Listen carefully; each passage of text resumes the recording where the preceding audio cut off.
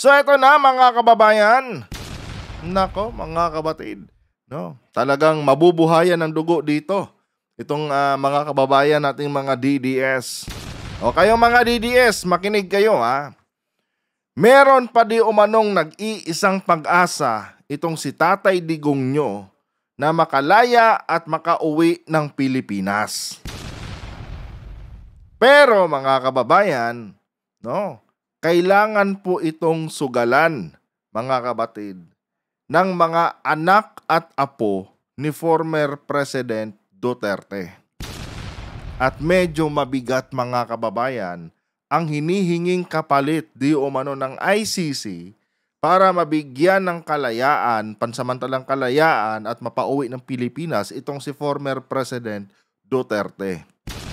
Ang tanong dito mga kabatid, no? Ano kaya ang pipiliin nitong mga anak ni former President Duterte? Kalayaan ng kanilang ama o kapangyarihan?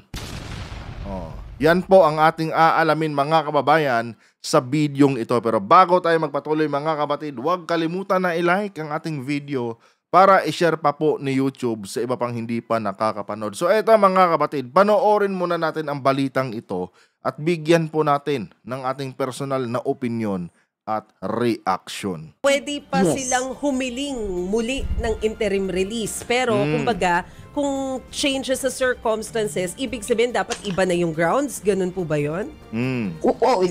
It will be the same grounds, in a sense, legal grounds, but it will be different facts. Narinig nyo? Pwede pang humiling uli, no? Ng isa pang apila, itong si former President Duterte, no, para sa kanyang pansamantalang kalayaan at makauwi dito sa Pilipinas. Pero mga kabatid, medyo mabigat ang hinihinging kapalit. Ito, pakinggan nyo mga kababayan. Okay. Hindi, halimbawa, kaya bang ihabol nila yon sa susunod nilang, halimbawa, iakyat pa ulit nila ito, Attorney Conti? Pwede ba nila ihabol na, hindi na kami powerful masyado? Pwede ba mga ganun? Or wala na kami impluwensya? Mga kapatid, pwede pa di umanong mag-apila, no? Itong kampo ni former President Duterte, no? At pwede pa ito mapagbigyan sa kanyang kahilingan, no, na mabigyan ng kanyang interim release at makauwi ng Pilipinas kung mga kababayan, kung magre-resign po si Vice President Duterte. Bakit kamo mga kabatid?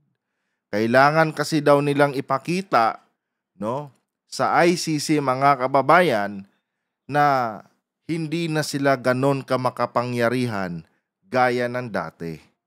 Kasi nga mga kabatid, ang tinitignan kasi dito ng ICC na kung sakaling bibigyan nila ng pansamantalang kalayaan itong si former President Duterte, gustong masigurado po mga kababayan ng ICC na yung mga complainant mga kabatid, no, ni former President Duterte ay hindi po malalagay sa alanganin itong kanilang mga buhay.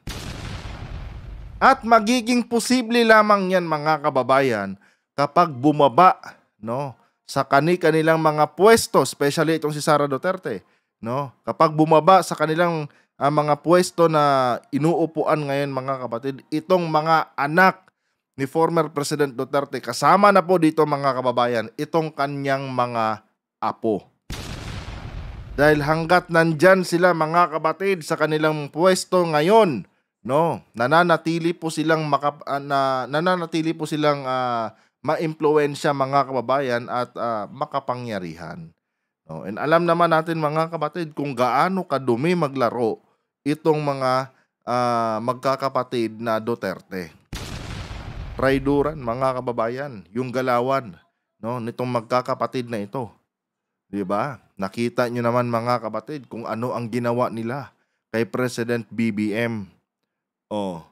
Ginamit nila ang Presidente Marcos mga kababayan, no, para mapanatili yung kanilang mga sarili sa kanilang mga pwesto. Tapos ngayon mga kabatid, no, noong mailuklok na nila si Sara Duterte bilang pangalawang pangulo, no, nakita naman natin mga kababayan kung gaano, no, katraidor itong sila Sara Duterte. Wala na silang ginawa mga kababayan sa loob ng 3 taon, kundi i-destabilize mga kapatid, no, ang administrasyon ni PBBM para mapalitan ni Sara Duterte ang posisyon ni Presidente Marcos. Nakita nyo na kung gaano sila kamakapangyarihan mga kababayan. Kaya nilang magpaikot ng mga tao, kaya nilang lasunin mga kapatid ang utak ng mga Pilipino. Kaya hanggat nandyan sila sa kanilang mga pwesto ngayon mga kababayan, no, malabo pong mabigyan ng pansamantalang kalayaan itong si former President Duterte. The only way mga kapatid, no, na mabigyan po ng pansamantalang kalayaan si Tatay Digong nila ay yun po mga kababayan, ang mag-resign po itong kanyang mga anak, no, sa kanilang mga posisyon sa gobyerno. Ang tanong mga kapatid, no, kakayanin kaya nila Sara Duterte itong hamon na ito sa kanila ng ICC? Ano ba ang mas pipiliin mga kapatid nila Sara Duterte? Kapangyarihan o kalayaan ng kanilang ama? Kayo mga DDS, mag-isip-isip na kayo dito. No, meron na kayong tsansa, no, na mapauwi itong si Tatay Digong nyo at mayakap nyo. Yun kung makikipagtulungan, no, itong mga anak ni former President Duterte. Kaya kailangan talaga kayong mga DDS mismo ang magkumbinsi, no, dito sa mga anak ni Tatay Digong nyo. Dahil yan lang ang nag-iisang paraan, no, para makauwi si Tatay Digong ninyo. Tuloy. Pwede ba mga ganun? Or wala na kami influensya. Oo, correct. Pag nag-resign si Sara Duterte at lahat ng mga Duterte in power, then maybe sabihin na, wala na kaming kapangyarihan. Kung itatwa si Duterte ng mga friends niya, katulad nung Chinese president, di ba? Ito yung pumunta siya doon, nag-travel na lang bigla-bigla at as a friend, as a guest of the President of China. Di ba? Yung ganong pagtatatwa, maybe it could have an effect saying na hindi na active yung networks niya. So, ibig lang, yeah. So, kailangan talaga mga kababayan, magbitiw sa kanilang mga pwesto itong mga anak ni Duterte, kasama na mga kapatid, itong kanyang mga apo. Wala nang ibang choice, kundi ang magbitiw sila para maibigay sa kanilang ama, no, para maibigay sa kanilang lolo itong hinihingi nilang kalayaan. Pero sa tingin ko, hindi na posible yan ngayong taon na ito mga kapatid. No, posible na po yung mangyari by 2026. Sa ayaw at sa gusto ng mga DDS mga kababayan, no, sa selda po ng ICC, magpapasko at magbabagong taon si Tatay Digong nyo. Pero ganun pa man mga kapatid, no? Kayo mga DDS kayo, pag-isipan nyo itong mabuti, no? Kung mahal na mahal nyo si Tatay Digong nyo, kayo na mismo ang nabubulol ako. Kayo na mismo ang kumumbinsi, no? Dito sa kanyang mga anak, lalo na itong si Sara Duterte na nakaupong vice presidente ngayon. Kumbinsihin nyo, no, si Inday Sara ninyo. Madam Vice President, no, ibigay na po natin kay Tatay Digong itong pagkakataon na ito. Kayo lang, no, at ang iyong mga kabatid, ang tanging pag-asa para mabigyan ng pansamantalang kalayaan si Tatay Digong nyo. No? Kailangan nyo munang bumaba sa inyong mga pwesto ngayon. Kailangan nyo munang ipakita, no, sa ICC na hindi na ganong kalawak ang inyong kapangyarihan. Kasi yun lang naman talaga mga kapatid ang gustong masiguro ng ICC. Ang kaligtasan po mga kababayan nitong mga complainant ni former President Duterte. Alam naman natin mga kapatid, no, kung paano mag-isip itong mga Duterte na ito. Kung paano sila ka-traidor, di ba? Alam na natin mga kababayan. Ngayon mga kapatid, no? Mawawala lamang yung mga ganyang pagdududa ng ICC kapag binitawan na nila, mga kababayan, itong kanilang mga pwesto sa gobyerno. Siyempre, pag wala ka na sa gobyerno, mga kabatid, no? Hindi na ganong kalawak ang iyong impluwensya at kapangyarihan. Kasi alam naman natin, mga kababayan, no, na itong mga politiko na kumakapit, no, at nagpapakilala ngayon na taga-suporta di umano ni Tatay Digong nyo, ang habol lang naman nila diyan, mga kapatid, kay Duterte is yung mga boto ng mga supporters ni Tatay Digong nyo. Pag wala na si Digong, mga kababayan, no, yung mga politiko na yan na dumidikit kay former President Duterte, no, mag-o-over the backod agad yan, mga kapatid. Bakit kamo? Wala nang pakinabang eh. No? Yung brand ni Duterte, wala na. 'Di ba? Lalo na ngayon, no?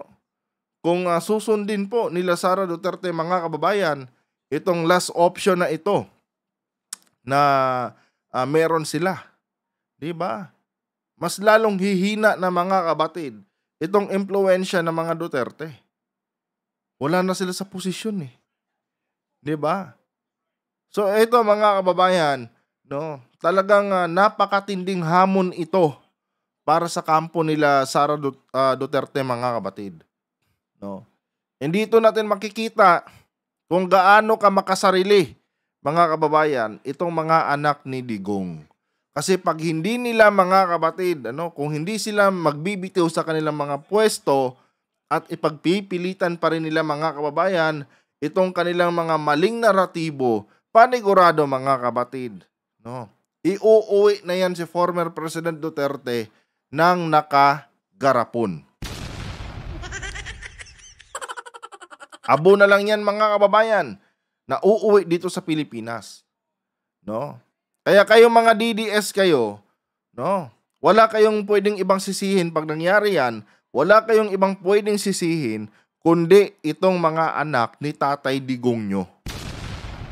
Kasi meron sana kayong last na pag-asa. Kanya nga lang, kung hindi makikipagtulungan sa inyo, itong mga anak ni Tatay Digong nyo, abay, wala tayong magagawa dyan.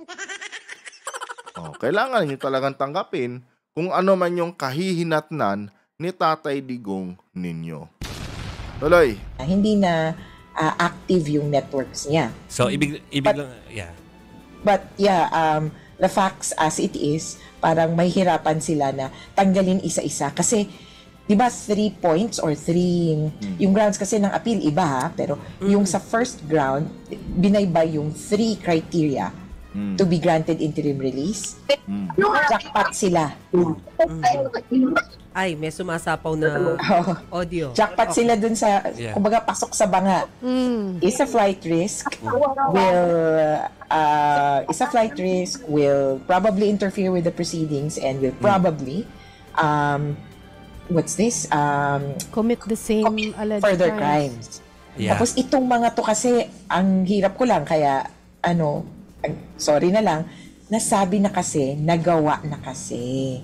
Kaya yan ang mahirap burahin.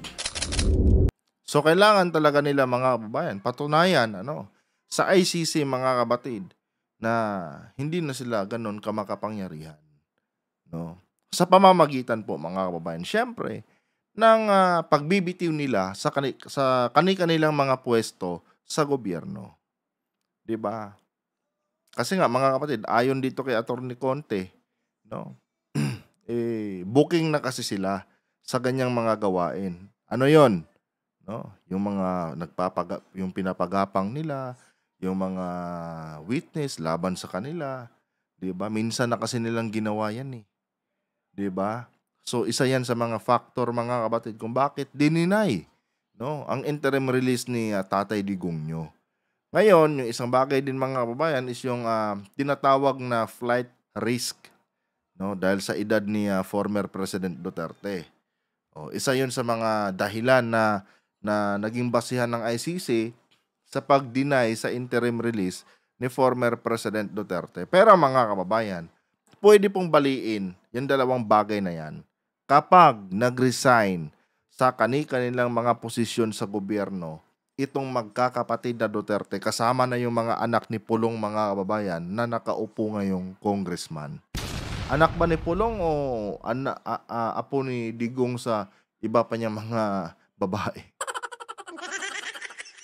Di ako sure kung anak ni Pulong yun Pero ganun pa man, yun mga kapatid. No. Yan lang ang nag-iisang chance na meron sila ngayon. Kaya nasa mga kababayan na po nating mga DDS yan, no, kung paano nyo kukumbinsihin itong mga anak ni Tatay Digong ninyo. Dahil sa ayaw at sa gusto ninyo, kailangan nyo po talaga silang kumbinsihin kung gusto nyo pa, no, na mahawakan ang kamay ni Tatay Digong nyo na mainit-init pa. Pag hindi kayo nagpursige, no, baka ang mahahawakan nyo na lang kay Tatay Digong nyo is yung garapon niya na pinaglagyan ng kanyang abo.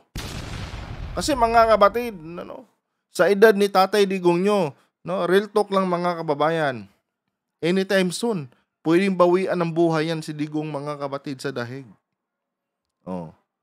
And yun na nga, di ba, nung mga nakaraang buwan, mga kababayan, meron na pong mga habilin si Tatay Digong nila na kung sakali mang pumanaw siya, ay ipakremate na lang siya. Pag minalas-malas kayo, dahil hindi nyo magawang kumbinsihin itong mga anak ni Tatay Digong nyo, baka abo na lang ni Tatay Digong nyo yung makita nyo, no, pagdating ng araw. Kaya ngayon pa lang, galing-galingan nyo na, no, ang pagkumbinsi ninyo sa mga anak ni Tatay Digong ninyo. Dahil yan lang ang chance na meron kayo. Anyway guys, hanggang dito na lang po itong video na ito. Kung nagustuhan nyo po ang ating talakayan ngayong araw na ito mga kabatid, huwag kalimutan na i-like ang ating video para i-share pa po ni YouTube sa iba pang hindi pa nakakapanood. At mag-comment na rin kayo dyan mga kababayan sa inyong mga personal na opinion at reaction. Hanggang dito na lang.